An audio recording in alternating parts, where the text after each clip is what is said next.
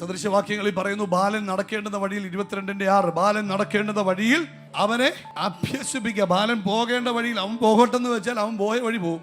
പക്ഷേ വേദവസ്വം പറയുന്നു അവൻ നടക്കേണ്ടുന്ന വഴിയിൽ. ഇത് ശലോമോൻ എഴുതിയതാ സദൃശവാക്യം. ശലോമോൻ ജ്ഞാനികളിൽ ജ്ഞാനിയായിരുന്നു. പക്ഷെ ശലോമോൻ ഇതൊക്കെ പറയുമ്പോൾ ശലോമോൻ ഒത്തിരി കാര്യങ്ങൾ അപ്പനെ കുറിച്ച് പറയുന്നുണ്ട്. മകനെ, നീ അപ്പന്റെ വാക്ക് ശ്രദ്ധിക്കണം. കാരണം എന്നാന്ന് വെച്ചാൽ തൻ്റെ ജീവിതകാലത്ത് ശലോമോനെ അപ്പൻ ശരിക്കും കാര്യങ്ങൾ പറഞ്ഞു കൊടുത്തു. ആരാ ശലോമോന്റെ അപ്പൻ? വേണ്ടുന്ന വണ്ണം പറഞ്ഞു കൊടുത്ത് വളർത്തണം. ബാലൻ നടക്കേണ്ടുന്ന വഴിയിൽ അവനെ അഭ്യസിപ്പിക്കാൻ. പിള്ളേരല്ലേ, പിണ്ണാക്കല്ലേ തിന്നോട്ടെ എന്ന് പറഞ്ഞ് വളർത്താനല്ല തന്നത്.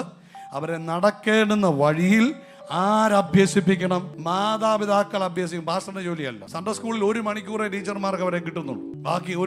ബാക്കി 7 ദിവസവും ഇത്രയും മണിക്കൂറുകൾ നിങ്ങളുടെ കയ്യിലാ കുഞ്ഞുങ്ങളിരിക്കുന്നത്. ആ ചൊല്ലും ചോറും കൊടുത്ത് വളർത്തേണ്ട ജോലി ആർക്കുള്ളതാ?